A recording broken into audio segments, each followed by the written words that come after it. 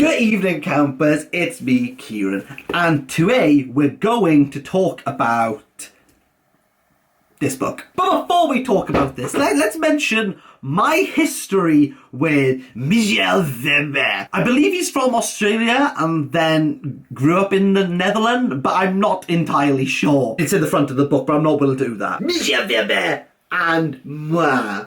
We have a feta history. The last book I read by him was The Book of Strange New Things, which I didn't rate. Yeah, somehow. Why? I'm unsure. Surely it's been over an decade by now. The Book of Strange New Things is in print in my mind. Vivid Coca-Cola machines, aliens, amazing grace, how sweet the sound. Plague, I tell you, plague. So the other day, it was actually February, okay? I decided to venture into Faber's bibliography, the backlist, the other books. Because I remember Michel Faber said The Book of Strange New Things was his last book. Nonetheless, it was a lie. We were ruse, people. Ruse. Taking over 3 decades to complete, Michel Faber's last book is now this. A Tale of Two Worlds. Yes, a Charles Dickens reimagination. I have not read Dickens' Tale of Two Cities, so the comparison drops now. Tequila was born in Somaliland. No, not Somalia. No, not Puntland. Somaliland. Her mum and aunt have died, and therefore means that she has been adopted by the Bentley family. Meaning that Tequila has been brought up and raised in Britain. Faber has provided a protagonist who is instantly alienated from society. No one really knows how to say Tequila's name, and to be honest, I'm not entirely sure I got it correct either. So, default to Icky. What can I say? Us Brits love shortening names. Actually, no one knows the difference between Somaliland, Puntland, and Somalia. Furthermore, she doesn't have many friends, apart from the unlikely acquaintance in Professor Orfel. Ignore the mention of Orfel. He's by the beginning. Accumulation of these things means that Tequila is very other.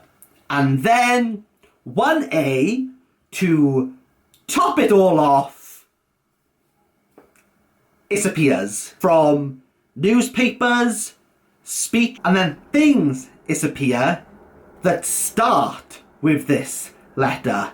Daffodils, ogs, it just vanishes. Tequila is the only person who has noticed this. Everyone can understand her. That's important. She's trying to understand everyone else. Why? How? Where is this letter? And to answer that, we must travel to Liminus via a portal with Professor Orfel's Og, who's actually a sphinx. Okay, we've covered some ground here, clearly. Kilo moves from England to Liminus to have what I would describe as something out of Alice in Wonderland, Narnia, and Haroun and the Sea of Stories. Let's put this down before we gallivant into Quilps, Ruse, Mr. Pumblechook, and The Bleak House. Yes, the latter is a Dickens reference,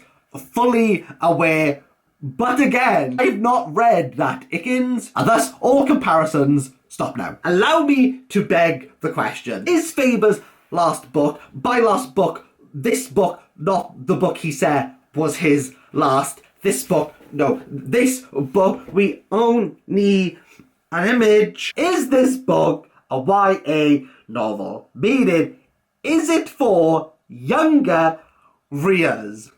I don't know. And it reads like a children's book. No stakes, some thrills, the Gamp, who is the villain akin to the Queen of Hearts from Carol, and an ending which very neatly ties itself up. I have to say is quirky. It's somewhat tongue-in-cheek, somewhat irreverent. It annoyingly is similar to the Book of Strange New Things. On it! Kind of serious enough. It manages this level of fabulistic escapism effortlessly. Faber, throughout this book, is talking about isolation and how language can cause isolation. And the point upon which everything pivots in this novel is why the Gamp is using dragonflies to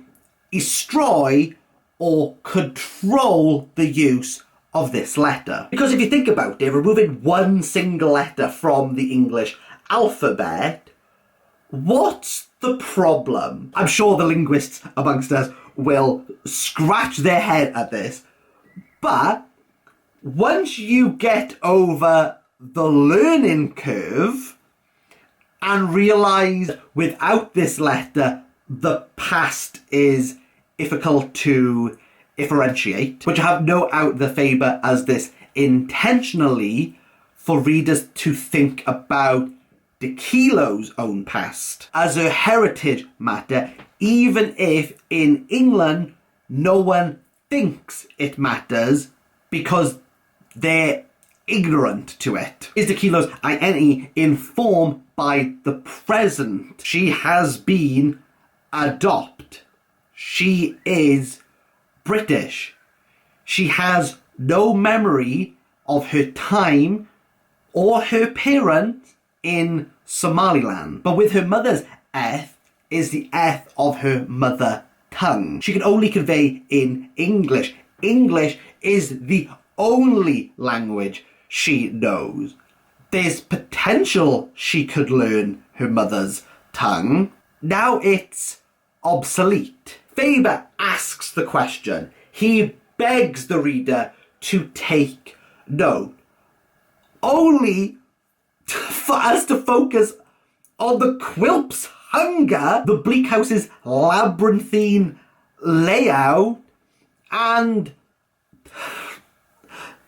the rude singing. I really rack my brain about this book. I can't say it's not enjoyable.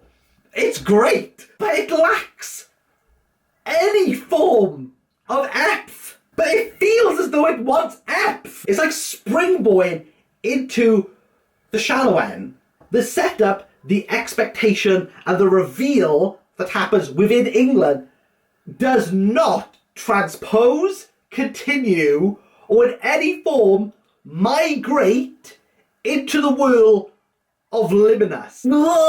He's done it again. He's under my skin. Isn't that the other book? It was also really stupid and reactive at some parts, but it was fun. I'm giving it a 7. I don't know what to think anymore. All I can say is that I'm proud of myself for finishing the book and getting through a book review without referencing the letter D. Shit! So the other day, this is a stupid video. So the other A, it was actually February.